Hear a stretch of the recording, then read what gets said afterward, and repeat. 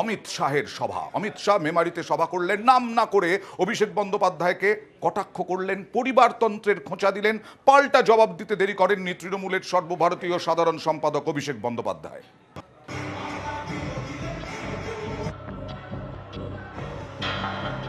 देश की जनता को, बंगाल की जनता को परिवारवाद राज चाहिए या राम राज्य चाहिए? भतीजे को सीएम बनाना चाहते हैं क्या? मोदी जी को पीएम बनाना चाहते हो क्या? আমার কোনো পদ লাগবে না, আমি সারাক্ষণ সর্বক্ষণের মানুষের কর্মী, এর জন্য কোনো স্টাম্প লাগে না। সাংসদ রয়েছি, তাও মানুষের কাজ করছি, যদি থাকবো না সেদিন তো করছি। আমার পরিচয়, আমার সার্টিফিকেট আপনার থেকে নিতে হবে না। লোকসভা ভোটের প্রচার, কিন্তু আলোচনায় বিধানসভা ভোটের প্রসঙ্গ, মুখ্যমন্ত্রীর কুর্সির কথা। এর আগেও 24-এর প্রচারে বিজেপির শীর্ষ নেতা অমিত শাহের গলায় শোনা গেছে 26-এর হুঙ্কার।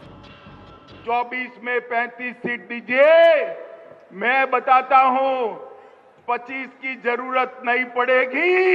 25 के पहले ही ममता दीदी की सरकार कड़ड़भूस हो जाएगी।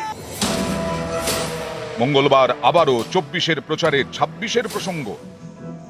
ये चुनाव जो है वो तय करने का चुनाव है कि देश की जनता को, बंगाल की जनता को परिवारवाद राज चाहिए या राम राज्य चाहिए? मुझे बताओ, भतीजे को सीएम बनाना चाहते हैं क्या?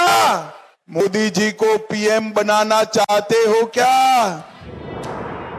এতে অনেকেরই প্রশ্ন, এটা তো লোকসভা ভোট, এই ভোটে তো প্রধানমন্ত্রী কে হবেন সেটা ঠিক হবে, তাহলে বাংলার মুখ্যমন্ত্রী নিয়ে কেন সুর চড়ালেন অমিত শাহ? তিনি কি কৌশলে তৃণমূলের মধ্যে বিভেদ তৈরির চেষ্টা করছেন?